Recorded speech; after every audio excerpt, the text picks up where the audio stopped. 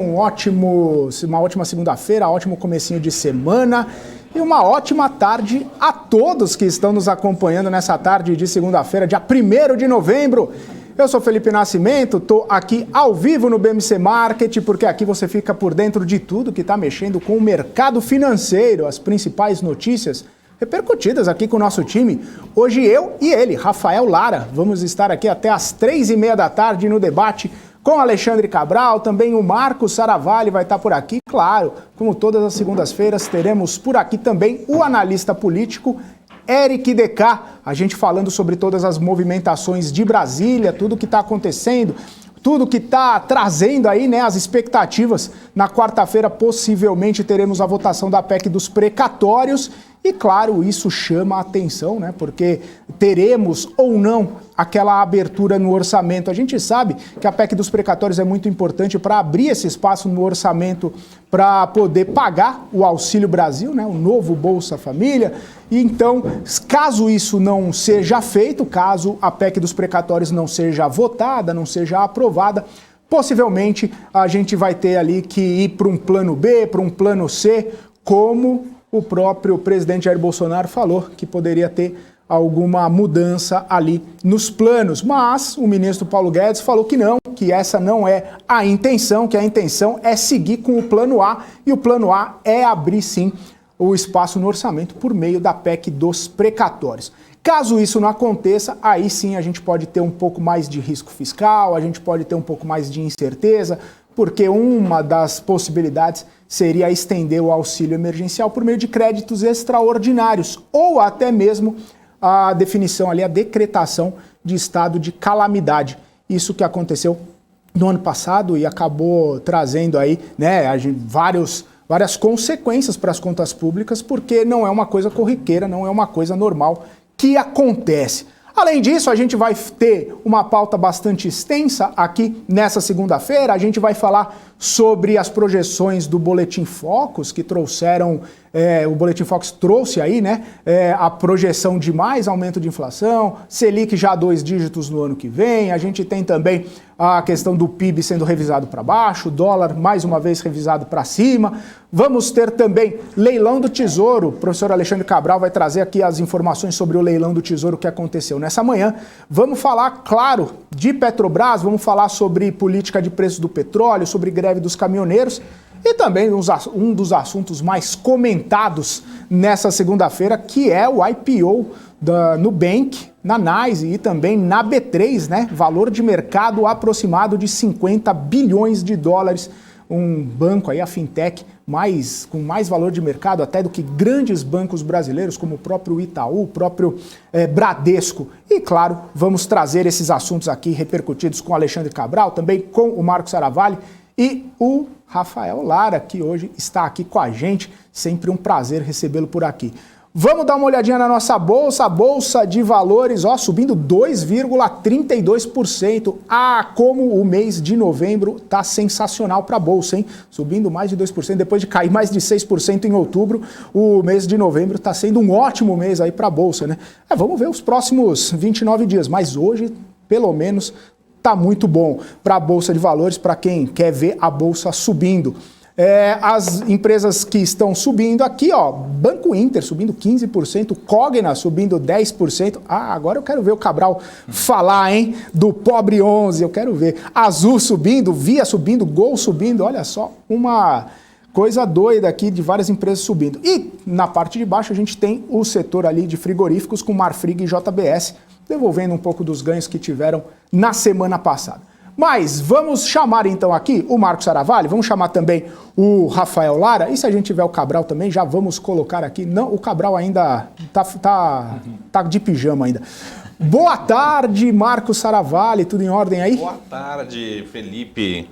Eu não sei porque você falou que tá de pijama ainda, não sei desde quando isso impede, né, a participação de professor Alexandre Cabral. Mas isso aí não faz muita diferença pro Cabral. Sem, né? pijama, né? Se bem que ele já apareceu algumas. Também, já tomou banho, já sem pijama. O Cabral é o Big Brother, a gente não pode usar essa palavra, né? Ou pode? É um grande irmão.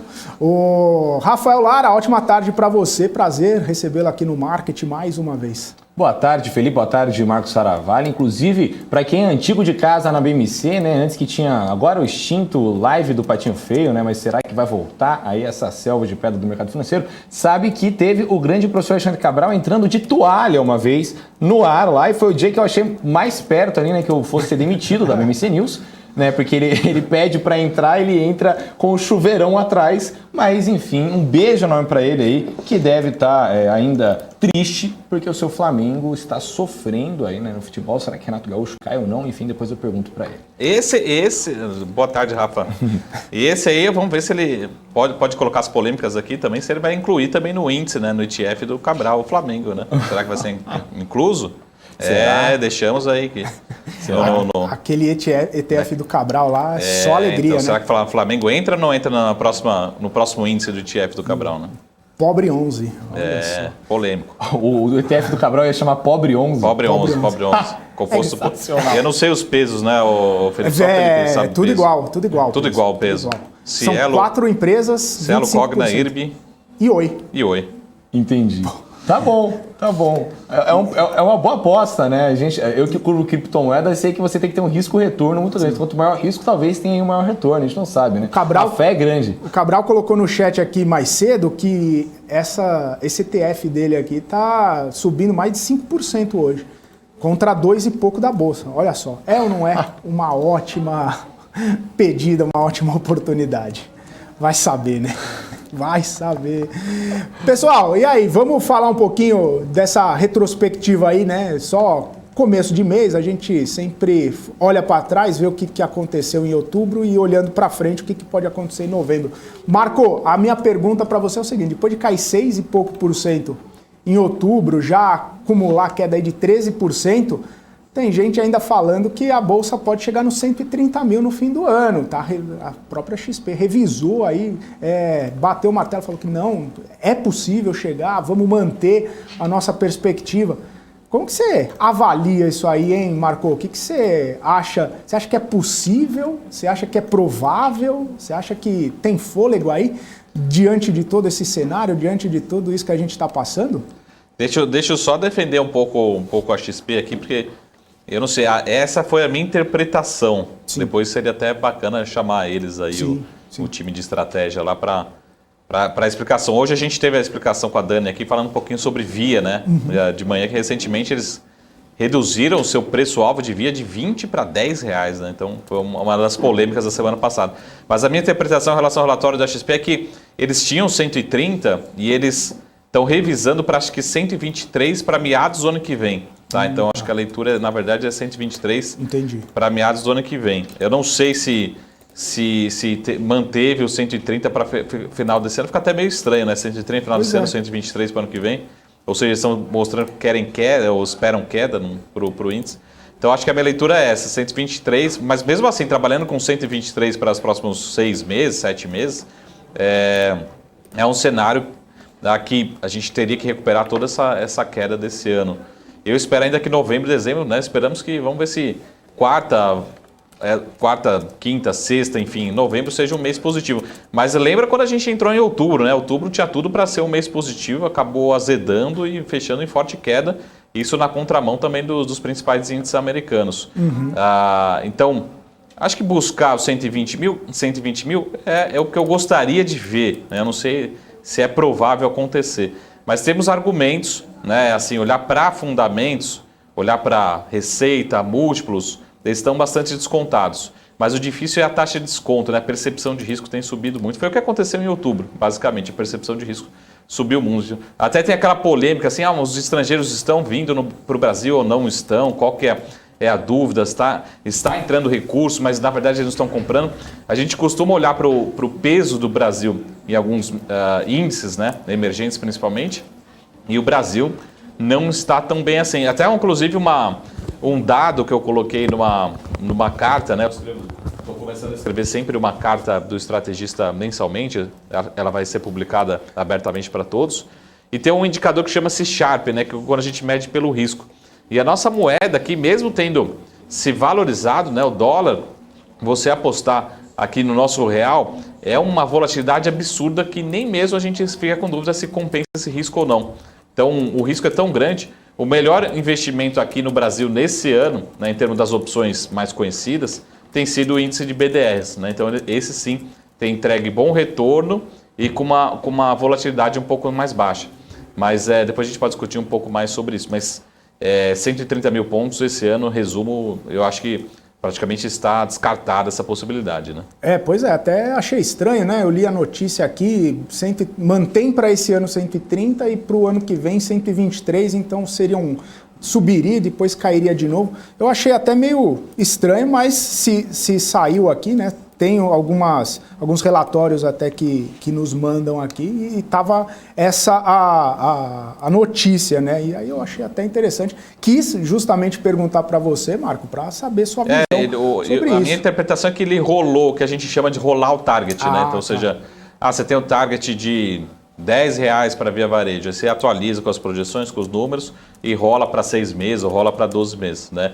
Isso é bastante comum, não é um termo pejorativo, não. Você rola para frente. Só que a minha leitura que ele está querendo dizer é o seguinte, ficou mais difícil 130 mil pontos e, a princípio, essa perspectiva foi reduzida, né, para 123. Então, essa é a minha leitura. Ele rolou para frente e reduziu a expectativa para 123, mas depois a gente deixa também espaço aberto aqui, caso queira apresentar a metodologia, enfim, os números detalhados aí das projeções. Né? Agora, Marco, inclusive, né, a XP também lançou hoje, né, no relatório, falando ali de que se continuar do jeito que está, né, esse ritmo de atividade, a gente pode entrar numa recessão técnica no quarto trimestre de 2022, né, ali em relação à atividade, o cenário base de atividade, o que assim, né, eu não sou economista, né, sou jornalista, mas me parece um descompasso, né? Você fala que a Bolsa ela vai continuar ali aos 120 e tantos mil, só que a gente tem uma recessão que pode entrar no radar. Como é que você acha que a XP, então, ela avaliou esse caso no relatório? Aí você acha que foi um analista diferente um do outro e brigaram e soltaram ali uma análise ali? Não, acho que o país vai ladeira abaixo ou não? Ou tem fundamento de fato para isso? Existe uma tese, né, uma teoria que justifique esse tipo de posição?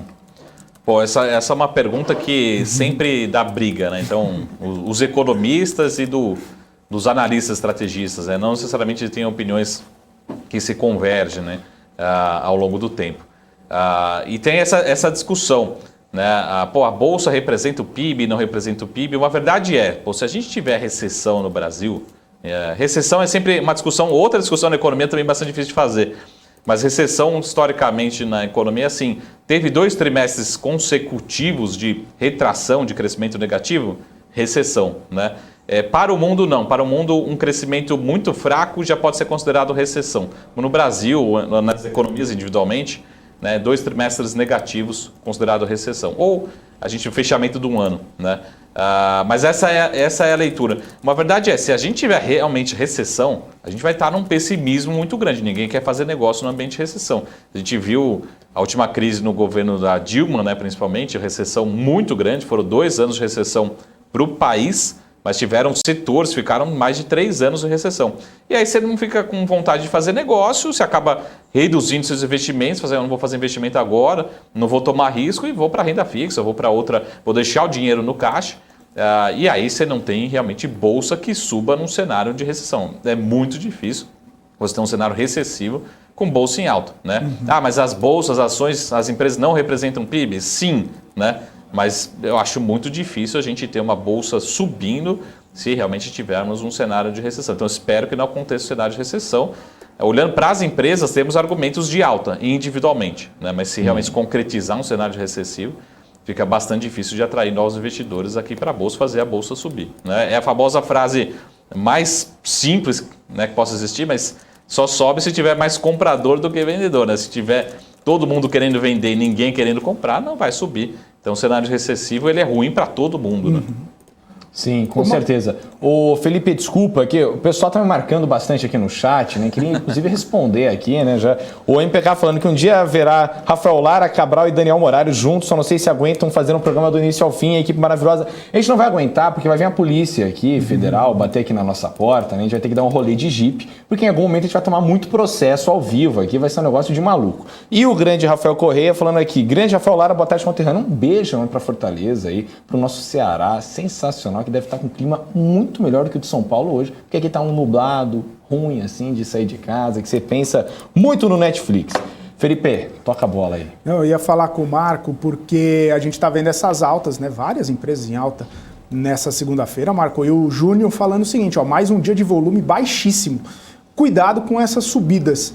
Qual seria a sua percepção aí, Marco, sobre isso? Quando a gente tem um volume baixo e mesmo assim vê as empresas subindo e tudo mais, é sinal de cautela aí para os próximos dias, principalmente porque a gente vai ter um feriado amanhã e daqui a pouco na quarta-feira, a hora que abrir, vai ter, pode ter algum movimento diferente aí do que a gente está vendo? Esse movimento está até meio estranho, né, hoje, né? Está vendo bolsa subindo, juros. Pelo menos eu estava acompanhando ali na hora meio-dia, uma hora estava subindo também, as pontas mais longas, dólar também subindo, né? Pelo menos não cedendo. Tá realmente, pelo menos para a intensidade de alta, tá muito forte, né? Tem algumas ações subindo mais de 10%. Também concordo, talvez chegar na quarta-feira toma muita cautela, porque tem decisão do Fed, precatórios, enfim, tem uma agenda bastante carregada. Pode ser sim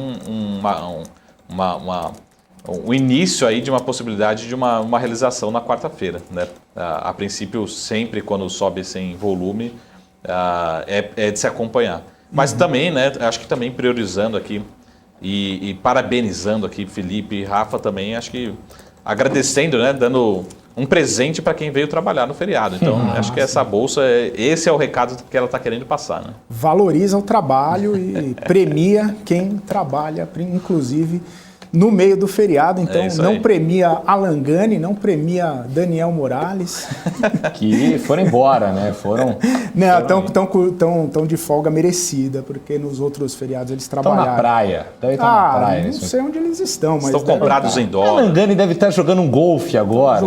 Ele é um cara de classe, né? Ele deve estar jogando um golfe, deve estar no Jockey Club, né? Apostando em cavalos, enfim, muito feliz. Tirando fotos para revistas. Tirando fotos para revistas, né? Falando onde ele irá na Ilha de Caras, enfim. Bom, vamos falar um pouco agora, Marcos, sobre o IPO do Nubank, aí que está agitando o mercado, né? Aí o Nubank falando algumas coisas, né? Primeiro que ele vai destinar até 225 milhões de reais para cliente se tornar sócio do banco. A instituição já protocolou aí nesse pedido para negociar as ações nos Estados Unidos e os papéis aqui na B3 no Brasil, né? Com uma oferta somando mais de quase 17 bilhões de reais, né? 16,8 bilhões. E também ela afirmou que pagou 2,3 bilhões de reais para adquirir a Easy Invest. Como é que você tem visto toda essa movimentação do Nubank? Aí você acha realmente que esse hype que está criando, né, em torno do IPO dela vai se justificar? Ou você acha que pode ser um pouquinho ali, né, dar uma baqueada, né? O pessoal vai com muita sede ao pote e aí dá uma arrefecida depois.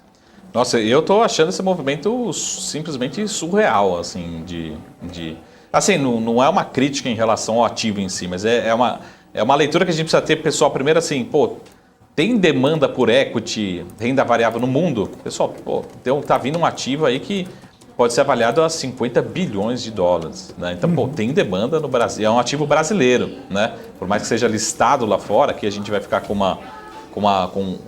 um cupom, né? Ou seja, vai ser negociado aqui inversamente o BDR, não necessariamente as ações somente lá fora, mas para mostrar, pessoal, tem interessado, primeiro ponto, o mundo inteiro continua interessado por renda variável. Mas os juros estão subindo. Se a gente tivesse com juros explodindo no mundo todo, não conseguiria colocar uma oferta dessa. Segundo ponto, né? Valuation sendo avaliado mais do que o Itaú, mais do que o Bradesco, às vezes somando um banco, dois bancos grandes, não chega ao valor de mercado do Nubank. Então, pessoal, mas o mercado está certo ou errado? Você tem alguém querendo comprar alguém? Eu digo, né, como o Rafa falou, quase 20 bilhões de reais querendo comprar a um valor de mercado de 50 bilhões de dólares, tem demanda, tem compradora que aceitando esse valuation. Muito interessante. E na recíproca é verdadeira, também mostrando que os demais ativos estão muito baratos. Essa é a minha leitura. Agora a gente precisa ver, entender se realmente vai permanecer. Mas o que eu costumo dizer, se ele já vem negociado a 50 bilhões de dólares ou algo próximo disso, já vai ter um carimbo, né? É difícil um ativo desse lá fora, por exemplo, ele despencar, cair 50%, algo como a gente viu alguns ativos aqui, né, nos IPOs recentes.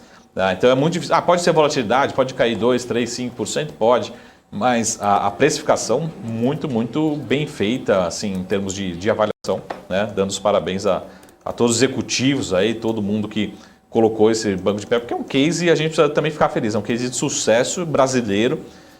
Lembrando que a maior empresa da América Latina, até depois eu coloquei um gráfico, depois a gente pode subir aqui em termos de valor de mercado, fechamento de sexta-feira. A maior empresa da América Latina em termos de valor de mercado não é uma empresa brasileira. Então tá aqui, né? Olá. Então a gente tem aqui, ó, Mercado Livre, ó, conhecido como Mercado Livre, né? Lógico, não é uma empresa brasileira. Esse fechamento de mercado de sexta-feira, tá? 73 bilhões de dólares. Depois vem sim a Vale, mas a Vale é uma empresa cíclica, né? Então depende muito do preço do minério de ferro, 65 bilhões de Petrobras. Depois a gente vem duas empresas ali mexicanas, o Almex e a América Móvel. Aí sim a gente vem com o Nubank. E aí na sequência a gente vem as companhias gigantes brasileiras, Ambev, Itaú e Bradesco. Então tudo mais constante. O Nubank vem com valor de mercado acima de Itaú e acima de Bradesco, né? Talvez até somando aí, o pessoal está fazendo umas somas, se somar Itaú mais Banco do Brasil, dá próximo do valor de mercado do Nubank, né? Então talvez esse seja o principal assunto dos próximos dias. A gente precisa ter orgulho também de empresas nacionais aí, com valor de mercado desse tamanho. Polêmica, né? Uma polêmica, mas eu acho que é muito bem, vai ser um grande assunto, né? Muito bem-vindo esse assunto aí do IPO do Nubank, né? Espero que seja com sucesso, que tenha demanda, né? Que inclusive seja um IPO bem sucedido em todos os sentidos, né? Mas vamos acompanhar. Chama atenção realmente esse valor de mercado, né? E o Walmex, que inclusive é o Walmart do México, né? Vale lembrar aí, né? Porque eu ia fazer uma piadinha falando que para você ser rico você tem que começar com o nome Wall, né? Porque ia falar de Walmart, mas eu falei, será que já não é do Walmart? É da família, né? É da família, né? Essa família é muito unida e também muito engraçada. Ô Marco, o que eu ia te falar é o seguinte, a gente... Na plena segunda-feira, entre feriado, ele não poupa ninguém. Simplesmente. O que eu achei interessante aqui nos números, né, que o Nubank soltou no seu prospecto aí, é que boa parte dos clientes do banco é naquela faixa jovem, né? Até 30 e poucos anos aí. E dentre os ativos são $4 por cliente ativo que o Nubank rentabiliza, né? Olhando como uma fintech que vai ter o seu valor aí ao longo da perpetuidade, ao longo dos próximos anos, vendo, inclusive, a maioria dos seus clientes ser nessa faixa mais jovem, que tem uma identificação com fintech, com esse tipo de serviço e com esse tipo também de tecnologia, isso contribui também bastante para essa valorização, né, para esse valuation, para buscar, né, esse valor de mercado da empresa. Isso aí acaba atraindo também cada vez mais pessoas, cada vez mais investidores, e a possibilidade também, né, de abrir para os próprios correntistas, né, para quem é cliente do banco, a possibilidade de se tornar sócio também. Isso ajuda bastante nessa situação aí, né, Marco? Sim. Acho que o que a gente precisa reconhecer também é que eles são bons de muita coisa, né? Não dá para chegar no valor de mercado sendo ruim de tudo, né? Eles são bons, eles são reconhecidamente muito bons, executam muito bem.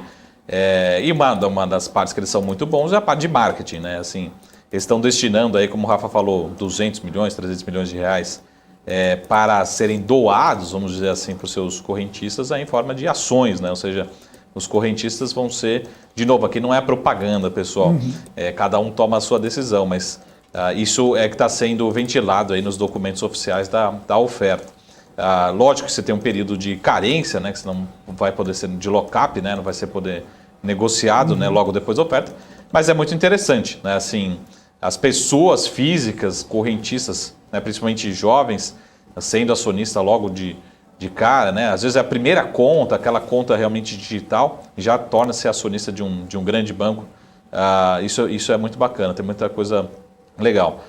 Então a gente precisa acompanhar esse lado do IPO. Mas fazendo um pouquinho de crítica aqui também, segundo os últimos dados também, o banco também ele está procurando no longo prazo ter receitas, ter lucros, enfim, ter uma boa rentabilidade.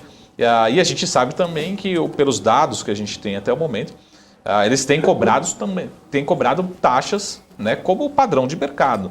Então não existe, como a gente diz assim, olhando, a gente ou usualmente acaba conflitando, né? Ou seja, não andando na mesma direção, como cliente e como acionista, né? Então, como cliente, eles fizeram muita coisa bacana nessa parte de digitalização, mas também estão cobrando algumas taxas aí no padrão de mercado, né? Não vamos pensar também nesse lado que o banco também precisa parar de pé, pagar as contas, pagar os funcionários, trazer retorno para o acionista, né? E então é importante ver os números no prospecto que vem mostrando aí recentemente. Tá? Mas é muito bacana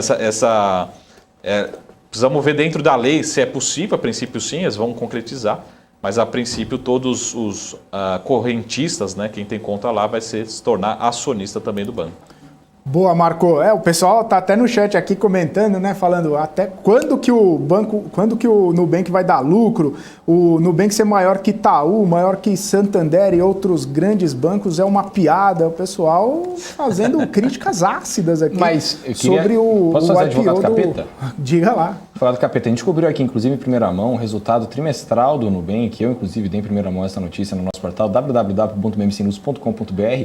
O Nubank ele divulgou o lucro de 76 milhões de reais, 76,2 milhões de reais no primeiro semestre desse ano, depois de ter vindo de um saldo negativo de 95 milhões na primeira metade de 2020. Ou seja, ele mostrou ali, né, um cenário, uma luz no fim do túnel, nesse sentido justamente porque era a grande discussão, né? E aí, o que o Nubank vai fazer, né? A IPO sem lucro não existe, né, o Marco?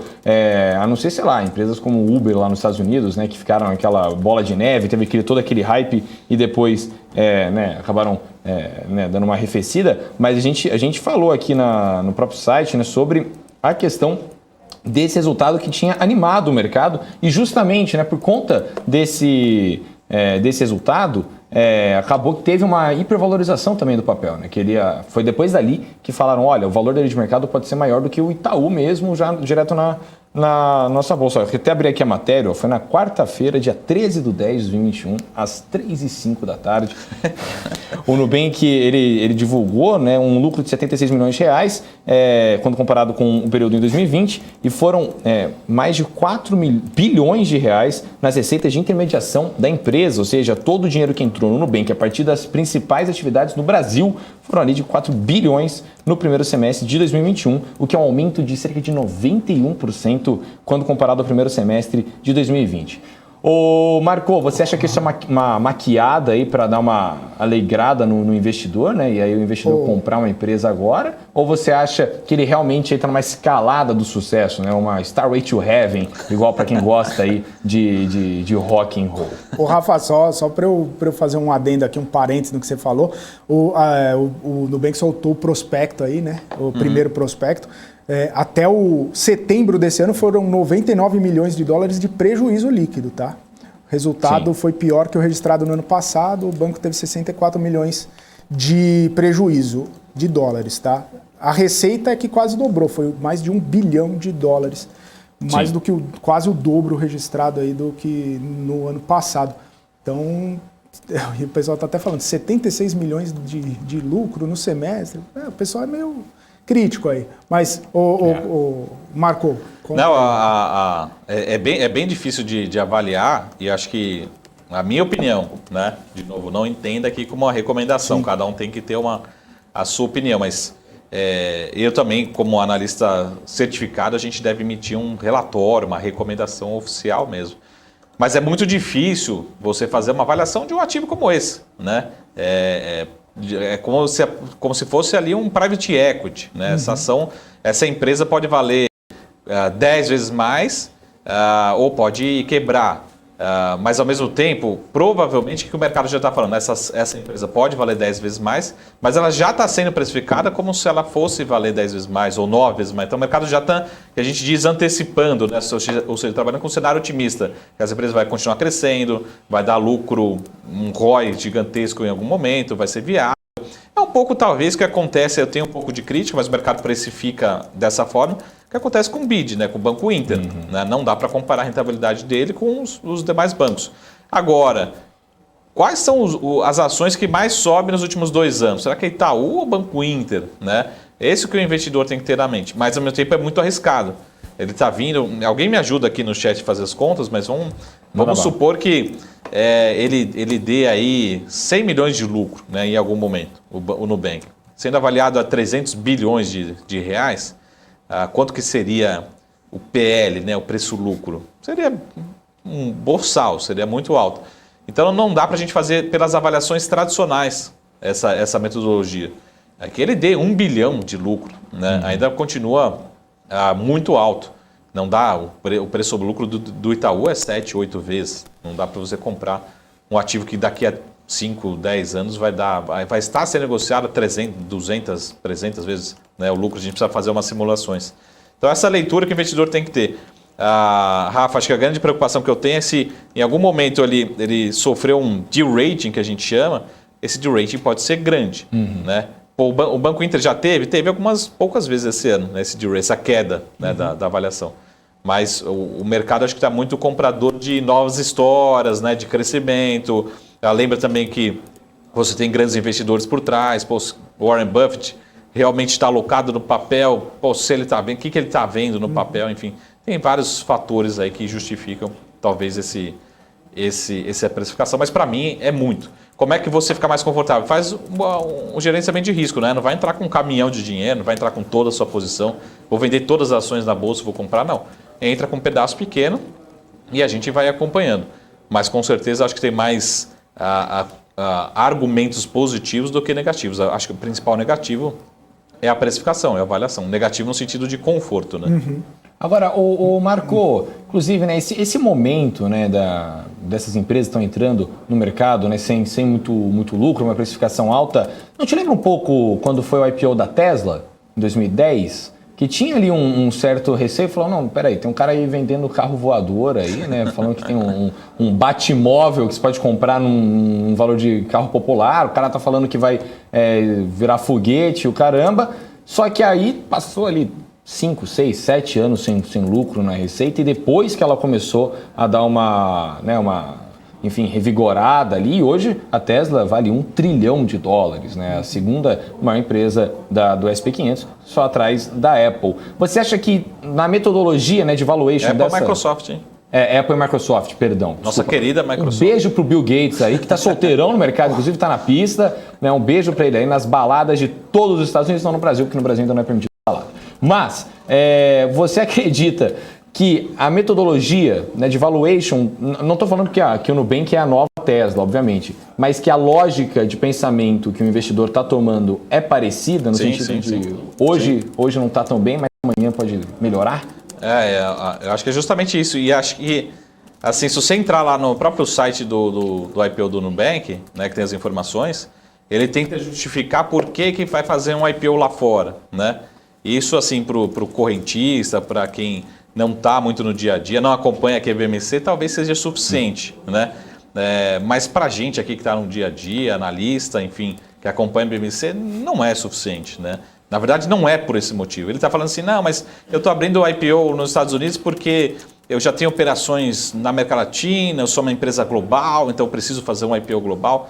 Pessoal, não é esse o motivo, né? O motivo, que é? Se ele fosse fazer um IPO aqui dentro, ele seria comparado ao Itaú, seria comparado ao Bradesco, seria comparado até mesmo ao Banco Inter. E eu coloco minha mão no fogo, certamente ele não teria essa avaliação, né?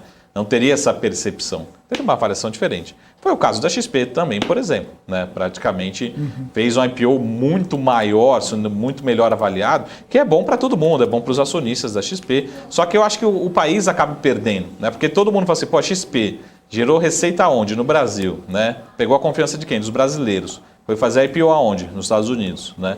A Nubank nasceu onde? No Brasil. Confiança de quem? Dos brasileiros. Foi fazer a IPO onde? Nos Estados Unidos. Né? Não faz muito sentido. Né? Eu acho que poderia ter alguma forma que realmente nós, brasileiros, né, saíssemos ganhando, enfim. Essa dupla listagem talvez reduza um pouco essa minha crítica. Né? Mas a leitura também a gente tem que pensar como acionista, como controlador. Se ele percebe que vai ter uma avaliação completamente diferente, 2, 3, 5, 10 vezes maior, listando lá fora, ele vai listar lá fora. Né? É interesse dele, do controlador, dos acionistas, ter uma listagem muito maior. E lá a volatilidade tende a ser menor, enfim, tende a ser melhor precificado, como uma empresa global, realmente. Então, esse para mim, é o principal objetivo da listagem lá fora. Né?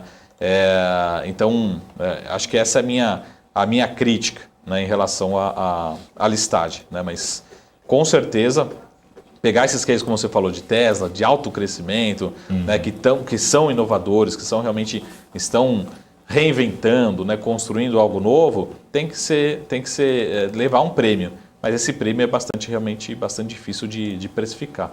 Né? Então tem uma avaliação bastante difícil, até como foi na Tesla nesse ano, nos últimos 12 meses. A Tesla chegou a ter uma volatilidade das ações, se vocês lembram. Acabou, a Tesla não é mais a mesma, vai ter um de-rating, vai cair, era bolha. E já voltou tudo, como você falou, já vale mais de $1 trilhão a companhia. Que é uma companhia, né, nova, recente, mas também muito inovadora. Então acho que é isso que o mercado compra. Né? E talvez esse novo ciclo é justamente isso. O que eu vou comprar? Vou comprar crescimento, vou comprar inovação, vou comprar, essa provocação, né? E no caminho também a gente conhece as histórias boas, né? Mas no meio do caminho tem centenas de Teslas por aí no caminho, não só americana, lá outros países que acabam quebrando no caminho, que acabam não dando certo. A gente acaba, felizmente, vendo as histórias felizes. Mas tem muita gente que para no caminho, né? Igual falaram assim, para cada Tesla, para cada Amazon, tem um monte que quebra aí no meio do caminho. Isso é verdade também. Ô Marco, vamos chamar o Cabral aqui. Ele está conectado com a gente já há um tempinho aí, mas vamos bater um papo com ele. Daqui a pouquinho a gente chama o Eric DK. Cabral, seja bem-vindo aí, olha você. De camisa. Ah lá. Ótima segunda-feira, como estamos aí? Tudo bem, graças a Deus, de paz. Eu só acho a IPO da Nubank uma coisa ridícula, mano. Boa. Como é que a Nubank pode valer... Eu não tô te ouvindo que mutaram minha caixinha aqui, ô Cabral. Meu ponto também zerou, só o do Rafa. Eu tô ouvindo. Só Vou o bater Rafa. um papo Então com conversa ele. com o Rafa aí, enquanto a gente... Inclusive, eu vou traduzindo aqui pra gente, tá aqui. O Cabral falou que acha que a IPO da Nubank é um negócio ridículo. Como é que o negócio pode valer? Aí ele parou no meio, porque ele não continuou falando. Pode continuar, por favor, professor. Então aqui. Como é que uma empresa pode valer 11 vezes a Americana, 10 vezes a Klabin, 12 vezes a Sabesp? Se você somar as ações que estão no índice da posição 54 a 88, todas as empresas somadas valem menos que a Nubank, completamente fora da realidade. Caras são loucos, quase 2 vezes a VEG, 2 vezes e 20 a São Santander. Esquece. Isso aí. Surreal isso. É isso aí. Ô Cabral, você Tem já... um perfil aqui no mandou chat. uma real aí, hein?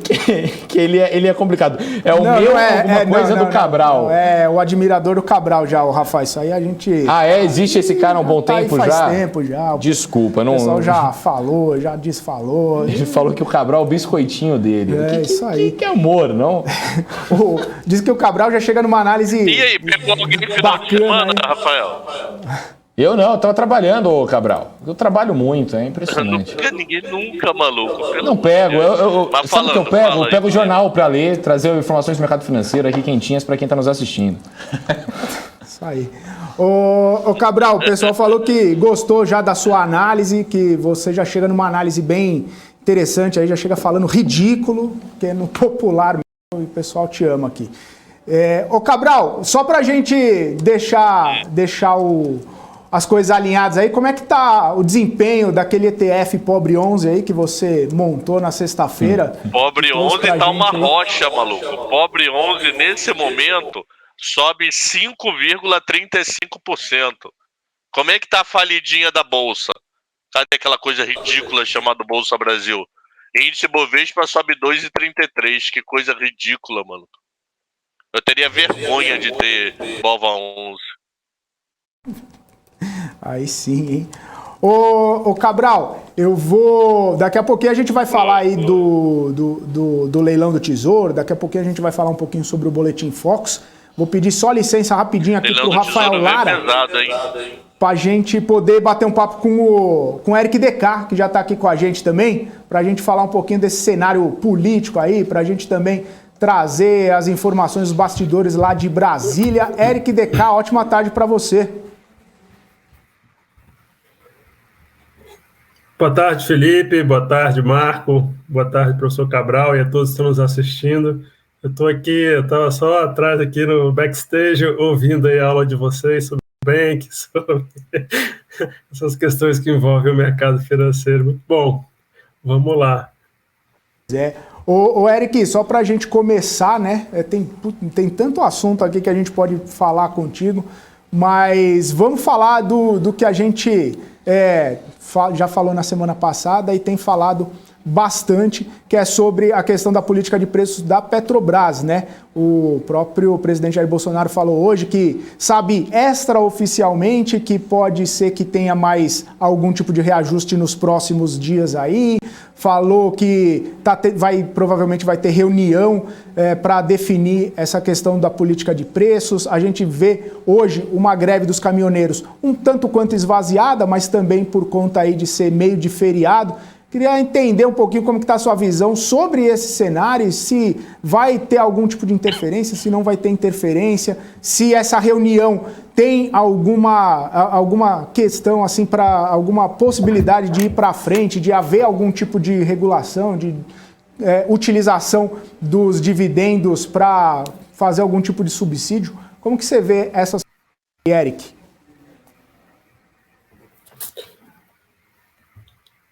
Bom, acho que esse aí vai ser o tema que a gente vai carregar até o ano que vem, que envolve essa questão de combustíveis. Esse anúncio que está previsto, esse segundo anúncio que está previsto de aumento de combustível, isso já vem falado nesse último mês, então não é tão novidade que a gente vai ter uma nova rodada. A gente viu um pouco da dinâmica do Bolsonaro se repetir hoje, ao dizer que vai defender a privatização da estatal, e isso toda vez que tem um pré-anúncio aí, uma sinalização de aumento do combustível, é a forma que ele tem jogado politicamente, é dizer que, então vamos tentar resolver isso, privatizando a empresa, vamos tentar achar outras formas de tentar baixar o combustível. Até agora está só na retórica. Na última live dele, ele colocou um ponto que é bastante importante, que eu destaco para vocês, que é a possibilidade de mudar a lei que trata dessa política de preço de combustíveis, essa política de preço que a Petrobras usa para aumentar os combustíveis. Lembrando a que eles estão nos assistindo que essa política foi estabelecida no governo Temer, foi ali em 2017/2018, e na sequência a gente até viu uma paralisação, que foi a maior paralisação até hoje, dos caminhoneiros, e teve um grande impacto no PIB, teve um grande impacto na economia como geral. O background, o pano de fundo dessa paralisação dos caminhoneiros, estava ali já essa discussão de aumento dos combustíveis e possível mudança na regra que estabelece a atual política de preço, que é baseada em câmbio e também no barril petróleo lá fora. Eu falo para vocês o seguinte: se amanhã de fato se concretizar um envio de uma proposta nesse sentido de acabar com a atual política de preços da Petrobras, a chance dela avançar dentro do Congresso é muito, muito grande. E quais são as peças desse puzzle que eu trago para vocês para afirmar isso? Nós tivemos recentemente aquele debate, tem 2 semanas só, 2, 3 semanas só, o debate que estava em torno do ICMS. Ali, qual foi a saída que foi discutida dentro da Câmara dos Deputados? Foi congelar o ICMS e, a partir disso, tentar reduzir o preço na bomba de combustíveis. A votação desse congelamento do ICMS / combustíveis, que afeta todo o orçamento aí dos estados, passou com 392 votos dentro da Câmara e agora está em discussão no Senado. Só que nesse meio do caminho, houve até uma antecipação por parte dos governadores de tomar uma mesma decisão, uma decisão similar, que foi essa questão do congelamento do ICMS, e essa decisão foi anunciada semana passada e deve vigorar pelos próximos 90 dias. Então, o que eu destaco para vocês é que, uma vez concretizada uma proposta, se isso de fato for encaminhado para o Congresso, a chance dela avançar e que possa mudar aí essa lei, essa regra que estabelece a política de preços da Petrobras é gigantesca, porque dentro do Congresso tem esse sentimento de querer dar uma resposta para a sociedade, e a questão dos combustíveis é um dos pontos que tem apertado bastante o bolso aí dos eleitores, o bolso da população em geral. Vamos esperar para ver o que vem, de fato, desse assunto. Até agora a gente tem visto que é uma estratégia retórica do presidente da República usar esse argumento de que quer privatizar a Petrobras toda vez que vem um aumento, naquela linha de que o problema não é meu, o problema é da Petrobras, ou o problema é dos governadores. É uma estratégia, agora a gente tem que esperar, Felipe, para ver como isso de fato vai desenrolar e quais são as questões práticas, e aí quando a gente fala de questões práticas, é um caminhamento de um projeto para o Congresso. Maravilha. Cabral, Marcos Saravalli, perguntas aí para o Eric DK? Posso fazer uma pergunta? Diga lá. Meu amigo Eric, a votação deve ser amanhã na quarta-feira presencial, é isso? Em cima disso eu faço uma pergunta. Ou vai ter online também? Vai ser mesclado, tá? Vai ser híbrido, vai ser presencial e também online. Ah, tá. Então resolveu o meu problema. Porque se fosse presencial, pra mim ia ser mega micado. Quem no feriadão ia pra Brasília, mano? Ninguém. Mas como vai ser híbrido, ok. Tem chance de passar. Primeiro questionamento já foi. Vai, Saravalli. Não, mas esse ponto é muito importante, tá, Cabral?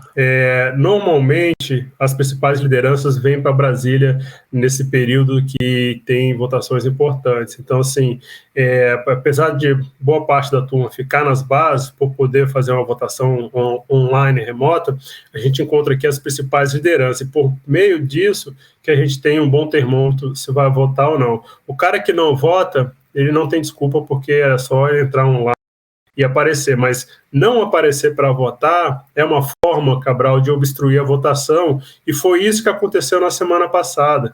Na semana passada, o presidente Arthur Lira iniciou o debate da PEC dos precatórios, só que o quórum era muito baixo, e essa é uma forma de obstruir. Você não está presente é uma forma de dizer que você é contra a proposta. Então, assim, e não há motivo, porque você pode estar presencial, o parlamentar pode estar presencial ou online. Então, vale essa colocação, porque apesar de ser pós-feriado, a gente vai ter que monitorar aí o clima por meio das lideranças que vão estar aqui presentes em Brasília, que estão discutindo, inclusive tem vários almoços, reuniões previstos para quarta-feira, para antes dessa votação da PEC dos precatórios. Ô Eric, muito boa tarde. Ô Eric, qual que é o cenário base em relação à votação, não só em relação ao resultado, mas em relação ao financeiro, né? Será que a gente pode ser surpreendido positivamente no sentido de ser liberado mais recursos? Positivamente quando eu digo olhando no olhar pelo governo, né? Será que a gente pode ter surpresas positivas aí para ele em termos financeiros, né? Ser liberado recursos além do que acho que, pelo menos a mídia, o que a gente vem esperando, né? De forma... Acho que o cenário base era 80, 83 bilhões, enfim. Se puder atualizar essas expectativas, quais seriam os cenários possíveis? Isso é interessante, Marcos, porque a gente trouxe aqui na semana passada, com base numa conversa que a gente teve com algumas lideranças no Congresso, sinalizando o seguinte, esse oxigênio, esse espaço no orçamento pode ser bem maior que os 83 que foi anunciado no dia da votação na comissão, pode chegar a 90 bilhões, e o número que se calculava era cerca de 93 bilhões. E semana passada teve uma coletiva, sexta-feira, ali já no apagar das luzes da semana, a turma da economia, a nova turma, né, que agora assumiu ali o Tesouro Nacional e também alguns postos-chave do time do Paulo Guedes, deram uma coletiva mostrando que realmente está dentro dessa caixa de 91 bi. Agora, com relação ao cálculo, o Cabral já até trouxe alguns cálculos que aí mostravam que no final tinha um oxigênio, se você colocar tudo dentro que está sendo pedido, tudo dentro na ponta do lápis, sobraria ali 8 bi. Esses números são muito difíceis, tá, gente, de se ter certeza se é isso mesmo, porque tem várias outras iniciativas que estão nos bastidores que a gente ainda não conseguiu identificar. Entre elas, tem uma pressão muito grande, Marco, aqui para avançar a proposta do Refis. A proposta do Refis vai ter impacto nesse orçamento. Tem uma pressão muito grande para avançar a proposta da desoneração da folha. A desoneração da folha está em cerca aí de 10 bilhões. E aí, quando a gente fala em desoneração da folha, sempre tem uma briga muito intensa para ampliar o número maior de setores beneficiados, o que inclui aí o Refis. Então, falar hoje de cálculo é muito, muito abstrato, porque quem tem, acho que essa conta na ponta do lápis, são só os principais negociadores e, inclusive, o relator do orçamento, que é quem está muito próximo dessa discussão, porque da discussão da PEC é que a gente vai ter a foto que vai ser inserida ali no orçamento do próximo ano. Então, hoje, falar de números é uma coisa, acho, abstrata, porque ainda há muita pressão para saber como vai ser gasto esses 90 bilhões. E dentro dessa lógica, inclui ainda o valor do auxílio emergencial, Marco. A gente não vai ficar nesses R$400, a gente vai ver, sim, esticando aí esses valores, e a gente tem que ver qual é o valor final desse auxílio, desse novo Bolsa Família que vai nascer, se vai nascer um novo Bolsa Família mais um auxílio temporário, se isso vão se somar, se isso vai estar tudo junto, se tanto tudo junto deixa de ser temporário, fica um gasto permanente. Então tem muitas questões ainda em aberto, e eu acho que é por isso que até a votação da PEC ainda não é uma certeza, porque a gente pode chegar na quarta-feira sem várias pontas estarem ainda conectadas. E a gente vai ter que esperar um pouquinho para ver qual é o desdobramento disso. Há uma vontade muito grande política para se avançar nisso, principalmente do presidente da Câmara, mas a gente ainda tem muitas pontas soltas para serem fechadas nesta quarta-feira. E é aí que quem está nos assistindo acompanhe o dia de quarta-feira aqui em Brasília, que a gente vai ter sinais de muita volatilidade, porque a cada reunião que tiver aqui em Brasília, e as reuniões vão começar desde o café da manhã, que estão previstos até almoços ao longo do dia, a cada reunião dessa deve sair uma declaração, Marco, de para onde está indo essa proposta. E isso pode impactar aí o humor do investidor. Então, acompanhar o dia de quarta-feira, por mais que seja pós-feriado, vai ser bastante importante para quem está de olho na Bolsa. Tá ótimo, obrigado. Posso tirar uma dúvida, Eric? Nós conversamos semana passada sobre calendário, sequência de calendário. Como 10 minutos em Brasília tudo pode mudar, ainda continua aquela ideia do Lira de tentar votar amanhã os dois turnos de uma vez só, já que todo o PEC exige 2 turnos, ou vai depender da força que passar? Do tipo, 308 passa. Se passar 310, 320, é muito apertado, não vale a pena tentar o segundo turno de uma vez, ou ao contrário, já que passou 308, 320, é tão apertado, passa logo, porque se tentar daqui a 2 dias, pode ser que piore. Quer dizer, fique com menos de 308. Como é que está o calendário que você está escutando aí, envolvendo deputado e senador e os turnos?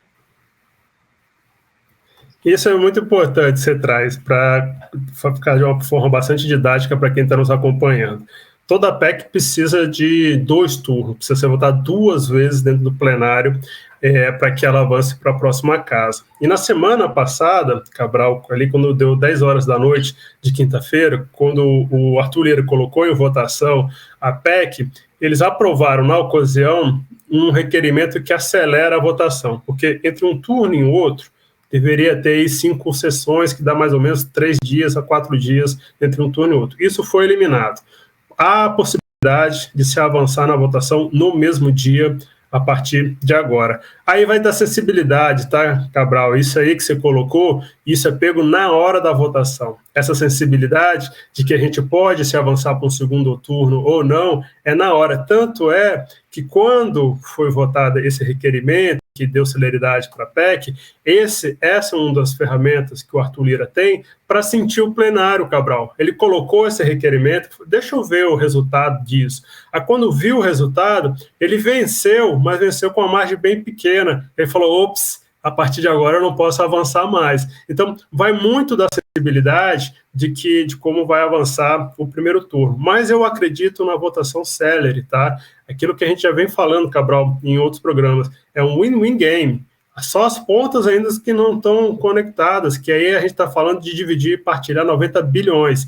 E aí, logicamente, tem pressão de todos os lados para querer morder um pouquinho. É aí que eu vejo que está a dificuldade. Mas a vontade de aprovar essa proposta é grande, porque mais recurso para o governo significa mais recurso para os parlamentares aplicar em benefícios sociais e infraestrutura lá na ponta. Então, é só uma questão de ajuste. E aí depois, o próprio Pacheco já colocou, o presidente do Senado já colocou, que quando essa proposta chegar lá, ele vai dar celeridade também. Então, eu vejo que a gente vai ter até, acho que a última semana de novembro, isso já bastante definido, porque aí a gente teria, Cabral, olhando para o calendário, a última semana de novembro e mais umas 2 de dezembro para fechar o orçamento, que é ali que vai estar tudo já definido para como ficar as caixinhas aí de custos para o próximo ano, entendeu? Então, eu acredito mais 3 semanas de debate e aí a gente avança ali para quase dezembro só para discutir o orçamento, e o orçamento vai estar baseado na PEC dos precatórios. Beleza. O Eric, tem uma pergunta aqui do nosso chat. O Felipe falou, né, que você comentou mais cedo aí a respeito de ser uma votação híbrida e que também não comparecer poderia sinalizar ali uma possibilidade até de travar a votação. O Felipe está perguntando se você acha que vai ter quórum ou as pessoas ou os parlamentares não vão aparecer, eles vão fazer esse movimento aí para tentar barrar. Como que está essa costura, né, para ter quórum suficiente para fazer essa votação? Filipão, como é que funciona? De manhã cedo está previsto já um café da manhã com algumas lideranças e o Arthur Lira. Depois ele vai ampliar essa reunião para mais líderes na hora do almoço. Então, assim, no final da manhã e início da tarde, a gente vai ter exata noção para a sua resposta. Se tiver acordo, os parlamentares que não tiverem presente, o líder liga para os caras e fala, entra no online aí, por celular, onde vocês estiverem, para dar quórum, e aí a orientação de votação é sim. Se não tiver acordo, aí os caras não se mobilizam, os caras não chamam a turma para dar quórum. Então, essa sua resposta ainda está bastante aberta, porque da semana passada, ali de quinta-feira à noite, que foi a primeira tentativa de votação, para cá, as coisas, como tem esse feriado, a turma meio que cada um voltou para sua base, as conversas ficaram um pouco espraiadas. A gente vai ter maior certeza, e aí você pode cobrar a gente, ali no início da tarde de quarta-feira. Ali vão começar a sair declarações se avançou ou não algum acordo. E é ali que eu falei para vocês que eu vejo volatilidade, aí que eu vejo potencial aí de impacto no mercado financeiro. Então, a gente vai ter que esperar esses 2 momentos, que é esse café da manhã e esse almoço, para ter uma melhor visibilidade de para onde está indo. Mas coloca no seu radar, essa PEC passa no Congresso. Falta só ajustar algumas pontas, e aí, uma vez ajustando, vai passar que nem um foguete. O problema é o quanto essa ajustar você acredita que prejudique muita PEC. Tem algum instinto aí para essa resposta? Aí está o maior dilema, Cabral, e acho que a maior apreensão dos investidores. E eu vou dar um exemplo concreto disso. Durante a discussão na comissão, foi inserido um parcelamento da dívida de previdências dos municípios. Cabral, qual a relação de dívida da previdência dos municípios com pactos precatórios? Os dois têm a letra P, Previdência, PEC. Exatamente isso. E PQP também, né? E PQP. Então, assim, eu só coloquei essa pimenta aí para vocês, para mostrar que existe muito apetite dos parlamentares, porque querem pegar carona nessa PEC, para inserir outras medidas. E é aí que está, no meu entendimento, o impasse até agora, que ainda não se chegou a um acordo.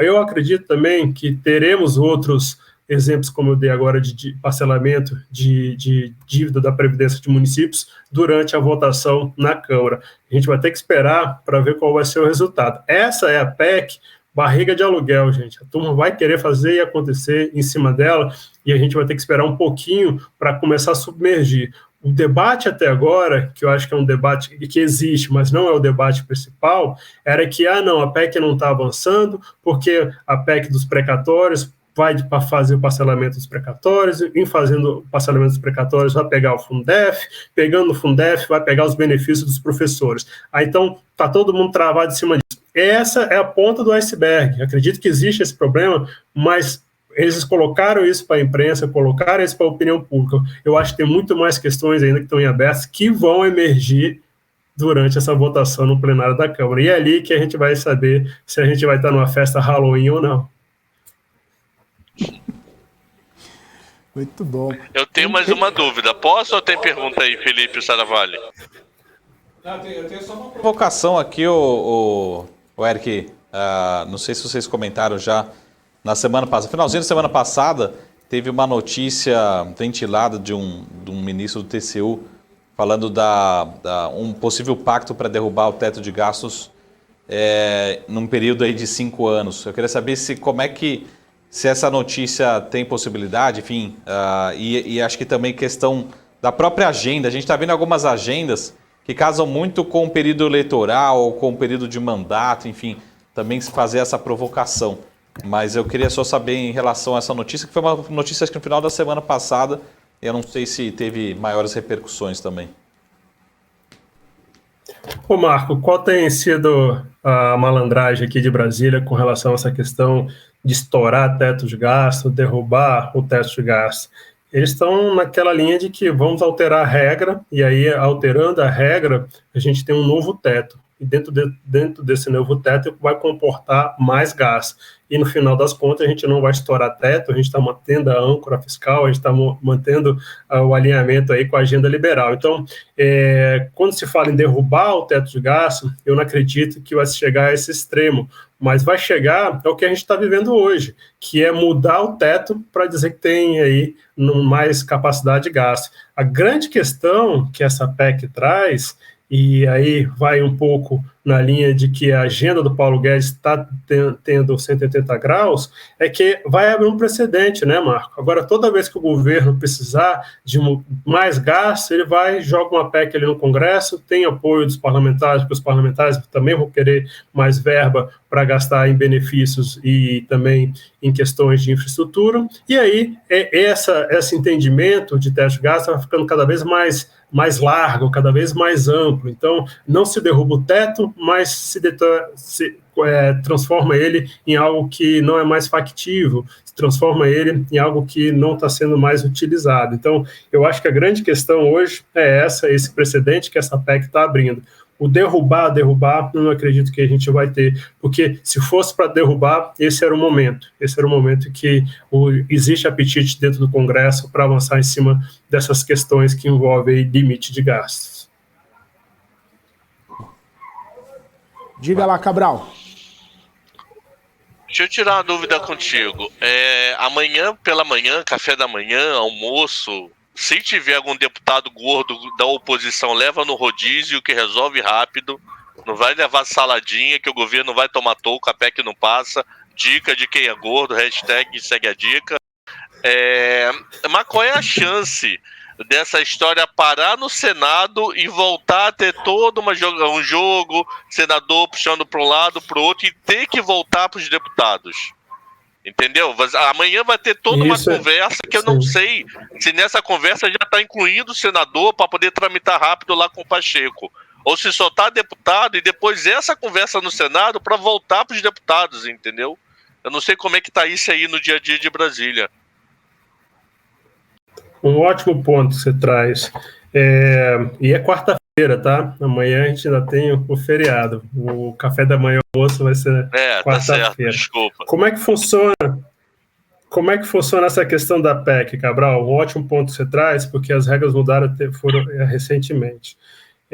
Vai passar pela Câmara, a discussão está na Câmara. Quando chegar no Senado, se o Senado tiver acordar apenas parte da PEC, tiver um consenso apenas em parte da PEC, o que for consenso entre deputados e senadores, avança. E aí a gente tem uma emenda constitucional. O que não for consenso, vira uma nova proposta, e aí volta para novos debates, aí volta para a Câmara, volta para o Senado. Esse é um ótimo ponto, Cabral, porque antigamente, o que acontecia? Se discutia a PEC na Câmara, a Câmara, então, mandava para o Senado. Se o Senado não acordasse com qualquer ponto, voltava para a Câmara. Se a Câmara não acordasse com qualquer ponto, voltava para o Senado. E era um ping-pong sem nenhum prazo para terminar, infinito. Podia ficar quicando nas duas casas ad eterno. Agora não. Agora pega-se o que é consenso entre as duas casas e aquilo ali vira uma emenda constitucional e aquilo ali é promulgado. Então, por mais que amanhã tenha alguns pontos que os senadores estejam de acordo, essa proposta ainda pode avançar aonde tem acordo. E aí a gente vai ver quais são os principais pontos. Eu acredito que o Senado também vai precisar de 2, 3 semanas de discussão, e é por isso que entra ali um pouquinho em dezembro. A gente deve ver isso no limite ali na primeira semana de dezembro resolvido, já contando com a Câmara, se a Câmara votar agora essa semana.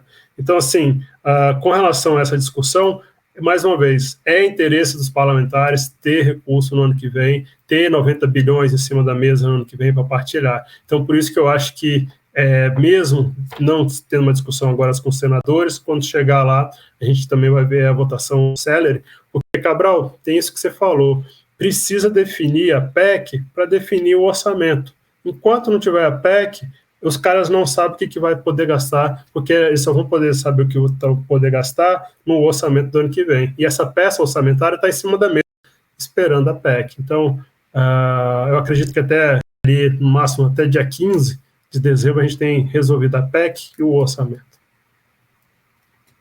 Deixa eu só ver se eu entendi. Então, pode ser que a PEC passe no deputado, ok, vai lá para o Senado. E no Senado, eles só concordem com a mudança do IPCA. Aí isso é promulgado e os demais pode voltar discussão e voltar para os deputados, é isso? Exato. Então tá, fechou. Então pode dizer que podemos ter PEC parte 2 ainda. Sim, na prática sim. Caramba, mano. É muita emoção, Brasília. Ô, Eric, só pedir para você deixar suas considerações finais aí, então, para essa segunda-feira. O que além da PEC na quarta-feira, se tem mais algum ponto de atenção, o que você pode dizer aí para a gente? Tem mais uma, Marco? Não, fica à vontade. É aquela famosa pergunta sim ou não que eu sempre faço. Está tendo a Conferência do Clima, né, das Nações Unidas, a COP26, e a princípio o nosso presidente mandou um vídeo lá na participação. Queria saber, inclusive tivemos várias críticas, né, depois da última participação do presidente em relação ao clima.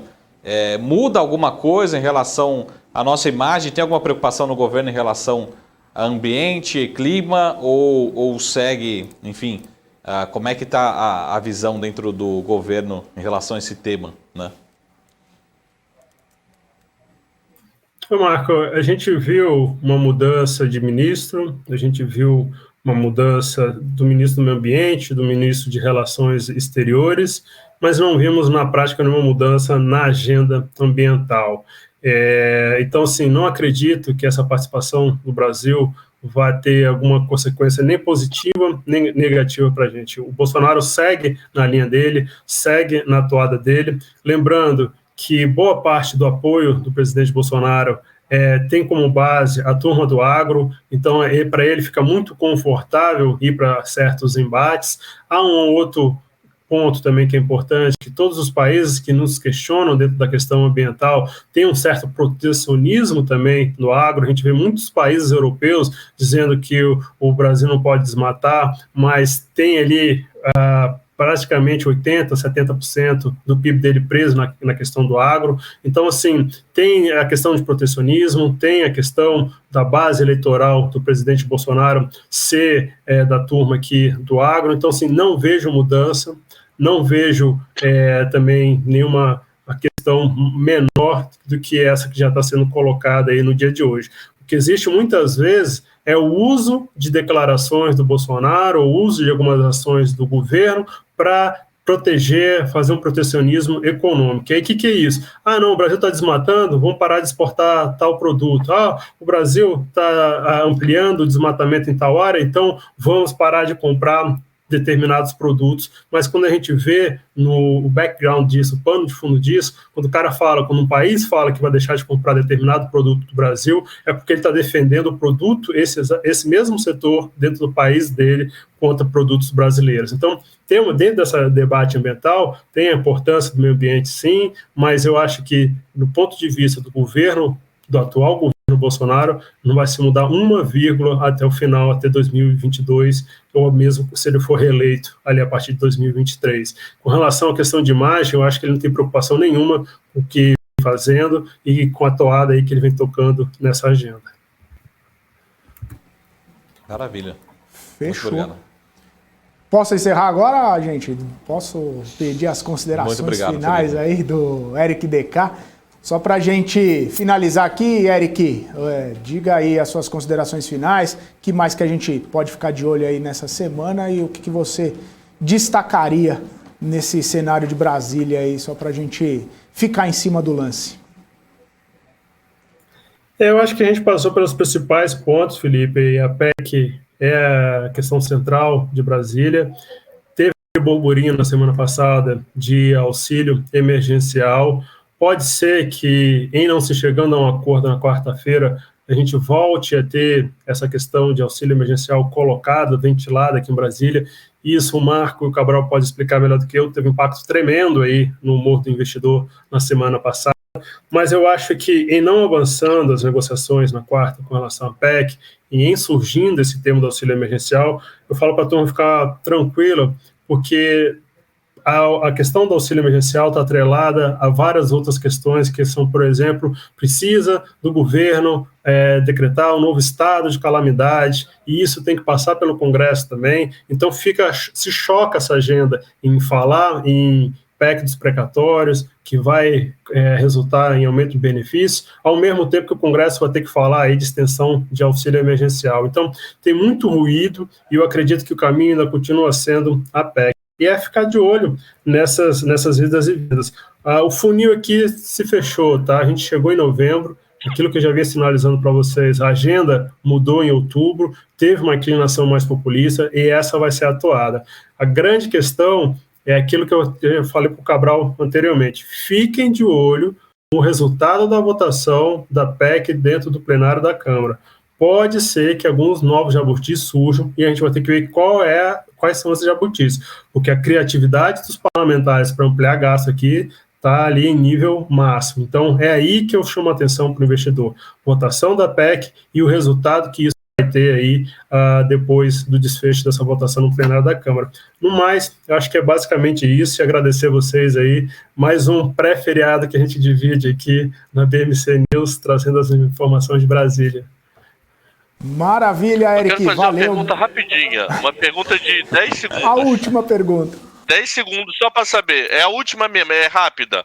Primeiro é votar da PEC e depois as emendas, ou primeiro vai se discutir a possibilidade de emendas para depois votar a PEC? Porque pode ser passar a PEC e não falar, passou, que legal. Depois ter tanta emenda que no final ela fica ruim. Qual é a ordem da votação, por favor? É exatamente isso, Cabral. Vai o texto base, que se chama, que é a proposta, e depois é que surgem as surpresas. Então, é nas emendas e nos destaques que podem surgir a surpresa. E até o atual texto, Cabral, é importante, ele já pode, até o momento da votação, ele pode ser alterado. Então, as surpresas já podem surgir até o momento da votação. Chegou no momento da votação, não, o texto é o mesmo da semana passada, não mudou nada. Aprovou o texto base, vai para o tal dos destaques, vai para a tal das emendas. E é ali que pode vir as surpresinhas, e é ali que a gente tem que ficar atento o que os parlamentares estão fazendo para avançar com essa proposta. Tá bom. Fechou. Obrigado, isso, meu então. amigo. Valeu. Bom feriado. Eric, uma última pergunta, então. Não, brincadeira. Falou, Eric, abraço. Fechou, até mais. Valeu, boa segunda, bom feriado para você. Valeu, tchau, tchau. É isso aí, seguimos aqui com a nossa programação na BMC News, esse é o BMC Market, só para eu dar um giro aqui rapidinho do Ibov, o Ibov agora subindo 2,03%, e aí como a gente estava falando de Petrobras, eu fui dar uma olhada aqui, a Petrobras Petri 4 subindo 3,34%, aparentemente os investidores ficaram felizes aí com essa possibilidade de novos aumentos, né, no preço do combustível que o presidente Jair Bolsonaro falou há pouco, né? E também, com, claro, possibilidade de privatização e tentar entender ali o que pode ser feito com a empresa. Vamos trazer o Cabral de novo, o Marcos Saravalli, Rafael Lara aqui com a gente também, porque eu já quero emendar uma pergunta que veio no chat enquanto a gente estava falando de Petrobras. Cobre 11 e sobe 5,14. Só para emendar aí o teu destaque aí do índice da Bolsa. Só para fazer invejinha aí para as outras empresas e para os outros ETFs. Mas, ô Cabral, chegou uma pergunta aqui quando a gente estava falando de Petrobras com o Eric, e o César Silva falou o seguinte: por que a Petrobras não faz hedge cambial para se proteger da alta do dólar, já que importa petróleo também? É possível isso? Existe essa possibilidade para tentar não ter tanto aumento assim, já que existe essa política de paridade internacional com o aumento também do petróleo e tudo cotado em dólar? Possibilidade existe, não é uma coisa complexa, é bem simples de ser feito. Ela tem que só meter uma mão no telefone e fazer um NDF. A minha grande dúvida é como é que funciona o fluxo da Petro. Se ela tem calendário de trazer para dentro, se não tem. Se for calendário padronizado, esse hedge é muito tranquilo de ser feito. Por que ela não faz? Eu não sei te dar essa resposta. Ok? E fora o seguinte, não esqueça que se o fluxo para ela para frente for incerto, ela só vai fazer hedge depois do contrato fechado. Então ela vai fazendo o hedge aos poucos. Fazendo o hedge aos poucos, ela vai pagando o hedge cada vez mais caro, porque o preço vai mudando. Eu não sei como é que funciona o planejamento dela de compra. Se ela já planeja um ano de compra, 6 meses.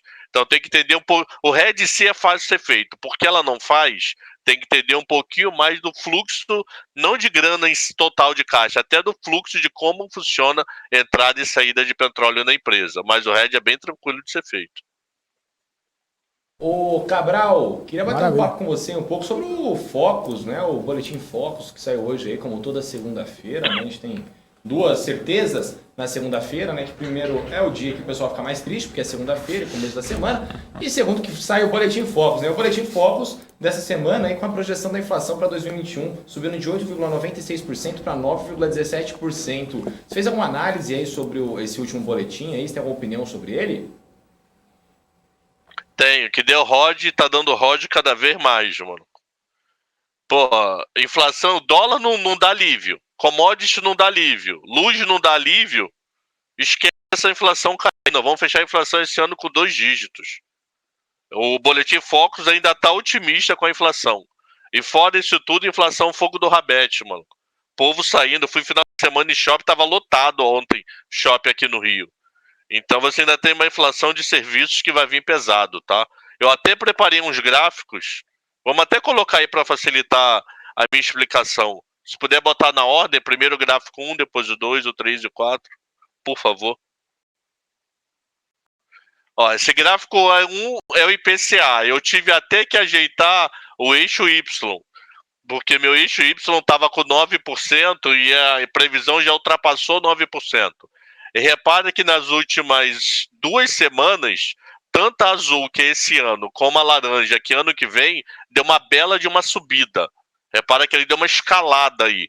Ele subiu fácil 0,30, 0,40, se não chegou a 0,5 em 2 semanas, tá? Então, sem dúvida, a inflação puxada e é compreensível essa inflação.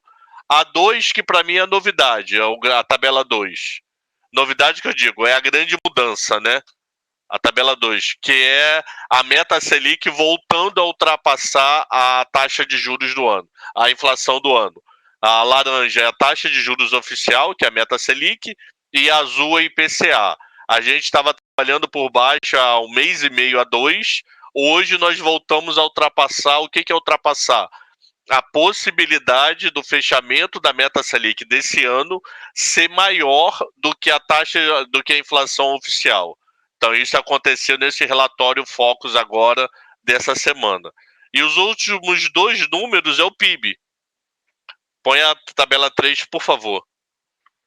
Que vocês vão ver uma combinação de PIB. Ó. O azul é o PIB desse ano, que meio que deu uma estabilizada ali na casa de 4,90, 4,95, e ano que vem que está dando uma piorada boa. Começou o ano a 2,5, agora a gente está falando em 20, algumas casas isoladas, que o Focus não pega casa isolada, né?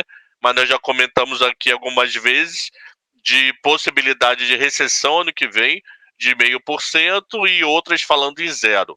Então, o crescimento do PIB esse ano meio que estabilizou o que se espera, mas para ano que vem está dando uma piorada boa. E a última tabela é a tabela acumulada, que é o PIB acumulado de 2021 e 2022, que também só faz piorar, né?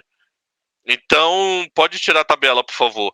Resumidamente, o mercado está pessimista com a inflação, mas eu acho que esse pessimismo ainda é otimismo. Eu acho que ele ainda piora mais, tá? Se dólar não dando alívio, commodities pegando pesado lá fora, problema de cadeia de suprimentos, alguns PIBs saíram ruins lá fora por problema de cadeia de suprimento. México teve recessão agora no terceiro tri.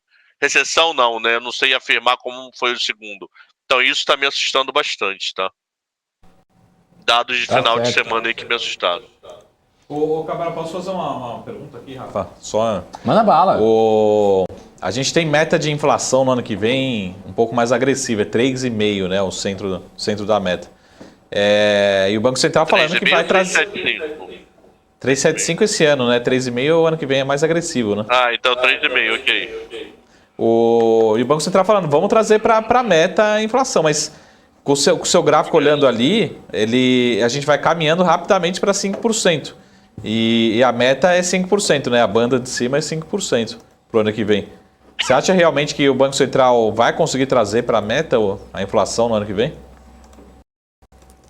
Não esqueça que ano que vem a inflação nossa não é só BC, né?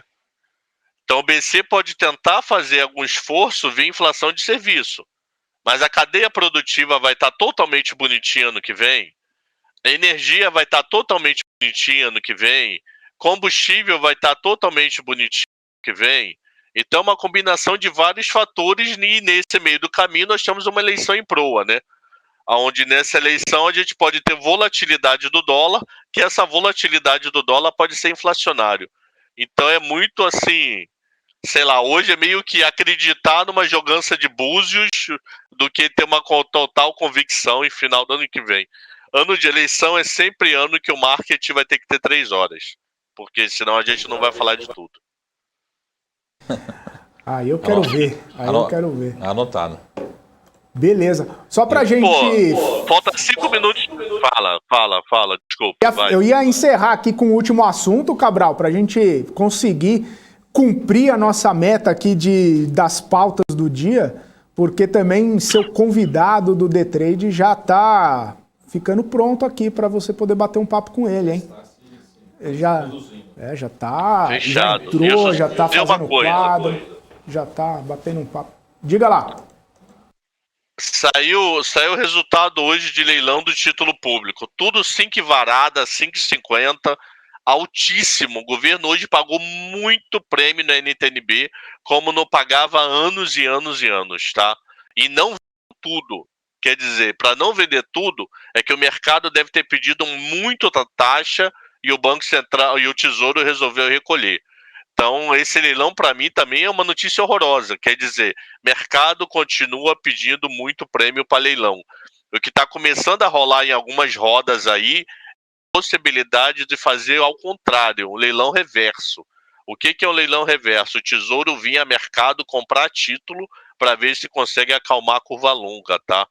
Mas aí eu acho que tem um grande questionamento da mão do Tesouro. Já queima um cartucho esse ano ou deixa para ano que vem, que é ano de eleição? Então, isso é uma coisa que preocupa. E eu acho que não é função do Banco Central comprar a dívida pública para acalmar a curva longa. Isso tem que ser função de Tesouro. Então é o tipo de coisa aí que já está rolando algumas conversas do Banco Central do Tesouro, entrar atuando em qualquer vencimento acima de 2030, fazer um leilão semanal de recompra, tá? Então passamos por todos os assuntos planejados, hein? Hoje conseguimos Alexandre Cabral, Marcos Saravalli, Rafael Lara. Hoje estamos de parabéns aqui, porque olha, a gente sempre... E a gente nem coloca tanto assunto, né, Cabral? Coloca só uns 3, 4 ali, tem dia que é difícil da gente conseguir passar por todos eles. Dois motivos existem, né? Primeiro, eu não estou na bancada junto com o Daniel Morales, porque Daniel Morales é uma pessoa assim que ficar soltando piadinha abaixo o tempo inteiro atrapalha o programa. Aqui para se defender, coitado. Aqui para as meninas fazerem perguntas variadas para Langani, que é o nosso grande galã, assim, tem já várias perguntas para ele responder, entendeu? Onde é que será que Galangani se encontra nesse momento? Eu levantei esse bolão. Eu levantei esse bolão, viu, Cabral? Eu perguntei aqui pra galera do chat se ele tá no Jockey Club, tá no salão apostando em cavalos. Hoje, ou ele tá dando uma entrevista pra Ilha de Caras, falando onde é que ele vai passar o Réveillon dele, 2021, 2022. Enfim, aí, ou jogando um belíssimo torneio de golfe, né, aqui nos clubes aqui de Pinheiros, enfim, ali, né, se estressando muito, né, jogando hoje aí, nessa segunda-feira aqui em São Paulo. Isso aí. Ô, Felipe, Cabral, como é que foi o jazz na sexta? O jazz foi sensacional, Cabral. E se estamos aqui trabalhando hoje, significa que a Paula, o Luiz e o Marcos Saravalli não assistiram o nosso BMC Marketing de sexta-feira. Muito obrigado. Agradeço a todos Hoje eu agradeço pela não audiência deles. Os arquivos foram queimados, destruídos. Infelizmente teve um bug mundial de foram ultrapassados naquela Perdemos esse histórico. Acabou, né? Acabou. Ainda bem que pedi para não deixarem registros, apagarem qualquer vestígios do programa de sexta-feira. Brincadeira, tá lá, tá no nosso YouTube a íntegra do BMC Marketing. Sexta-feira teve batata frita no estúdio. Foi maneiro, foi maneiro. Foi sensacional. Precisamos fazer mais vezes. Cabral, deixa só as considerações finais aí que o Giba já tá te esperando aí pro The Trade. Gibex vai estar por aí? Gibex, ele mesmo. O próprio. Então fica, Saravalli, só o comecinho, fala com ele e você parte. Eu tenho uma conferência com um cliente aqui. A gente vai falar eu vou conversar com ele aqui dentro. Então fica, Saravalli. Você já fez o BMC News de manhã, o BMC Marketing, faz o The Trade. Top News também. Hoje a gente faz Top News também com o Marcos Saravalli. Marcos Saravalli Day. Vamos fazer prévia do Copom também pro próximo que tá aí, ô Marco? A gente já faz uma prévia Copom. Felipe, prévia do Fed. Tem que estar em todos, maluco. O quê? Não ouvi. Cortou aqui. Ele é sócio majoritário, tem que estar em todos. É onipresente. Onipresença. Isso aí. 3 lugares ao mesmo tempo. Por um totem do Saravalli aqui ao lado. Um holograma. Saravalli, deixa seu recado final aí então para essa segunda-feira. O Cabral nem deixou o recado final dele, eu vou deixar o... ele deixou o recado final dele de que não tem final. Você tem pedindo você, cara. Esse foi o recado final. Esse foi o desejo dele pro Marcos da Ladinho. Não, eu vou. Deixa eu fazer essa. Você vai ficar até que horas com o Giba? Até as 4h30? Até que horas? 4. Até as 4 só? Bola. Não, tem que dar mais espaço pro Cabral aqui, pô. Deixar mais tempo. Eu já tentei, ele dá migué na gente aqui, ô Marco. Já tentei fazer ele ficar no Top News, já bater um papo comigo com a Débora. Hoje o Top News é das 4h30 às 6. Não tem nenhum problema, tem espaço de montão pro grande Cabral. Mas o Cabral fala que não dá, que não. Mas olha, eu tô esperando o grande professor Alexandre Cabral no Crypto News. Que ele falou que toda vez que ele conversa com os amigos dele sobre criptomoedas, ele sai mais burro. Eu estou esperando ele no Crypto News, então que a gente vai resolver as dúvidas. Se ele sair mais rico, isso que é importante. Né? É verdade. Não importa o quê. Importante... Vai ter Bitcoin no Pobre 11? Será? Enfim. E aí? Fica aqui de olho. Qual criptomoeda no Pobre 11? Por enquanto nenhuma. Aí é lua. Shiba Inu vai ter. Dogecoin. Tá certo. Então, recado no final do dia. Leilão do NTNB foi muito forte. Isso é muito ruim. E para mim a pior de todas é que o governo colocou 50 mil quantidades, que isso é uma quantidade mínima de todos os leilões historicamente, e não conseguiu vender tudo. Pô, essa notícia é horrorosa, porque não estou falando de 1 milhão, de 500 mil, eu estou falando de 50 mil quantidades. Ele faz leilão de 50 mil quantidades em época de crise há 1000 anos, e ele não conseguiu colocar 50 mil. Então, sem dúvida, num dos vencimentos, né, nos outros dois sim. Sem dúvida essa notícia é ruim. Quarta-feira a gente já acorda com emoções puras, né? Como é que vai ser a ata do cupom, o que vai se esperar do FONC e o que nós vamos ter para o dia de Brasília. Então, quarta, quinta é o famoso 24 horas de BMC no ar. Pega essa molecada formando de jornalismo, Felipe, põe na madruga. Quem não veio hoje... Quem não veio hoje, é verdade. Quem não veio hoje já sabe, Daniel Morales, 24 horas no ar. Alan Gani vai ter um programa ali de beleza nas madrugadas, né, das paulistanas aí. E o grande Daniel Morales lá junto. Rafa, abraço para você. Até uma próxima. Seja sempre muito bem-vindo aqui ao BMC Market, sempre engrandecendo aqui o nosso programa. Abraço. Muito obrigado, Felipe, Marco, grande professor Alexandre Cabral, grande Eric DK também, que eu fiquei aqui ouvindo a aula dele lá sobre Brasília. E é sempre uma honra estar aqui, viu? E quando quiser convidar de novo, estamos aí. Daqui a pouquinho, 4 horas, né? Eu volto no Top News com a grande Débora Oliveira. Vou ali pros bastidores ali pra gente ajeitar, dar os últimos retoques no nosso roteiro, aí nas nossas pautas, para falar sobre esse fechamento do mercado. Vocês ficam aí na companhia do grande Cabral com Giba Coelho. Um beijo pro grande Giba Coelho que vai estar com ele aí hoje. Sensacional. Valeu, gente. Abraço para vocês. Um grande abraço. Até quarta-feira e a gente vai encerrando aqui o nosso BMC Market, só o último girinho de mercado aqui. A gente subindo a Bolsa de Valores nesse momento 2,15%, BID 11 subindo quase 20%, olha só. Banco Inter é lua, já dizia o analista. Cogna subindo 10,89%, Azul subindo 8,52% e a Gol subindo 8%. Na parte baixa da tabela a gente tem Marfrig, JBS, CCR, Braskem e Açaí. Este é, na verdade, o panorama da Bolsa de Valores, agora 3 horas e 34 minutos. Eu vou ficando por aqui, volto na quarta-feira. Um forte abraço a todos. Vocês ficam agora com o professor Alexandre Cabral e o D-Trade, hoje com o Giba Coelho. Forte abraço, ótima segunda, ótimo feriado terça-feira para vocês. Tchau, tchau.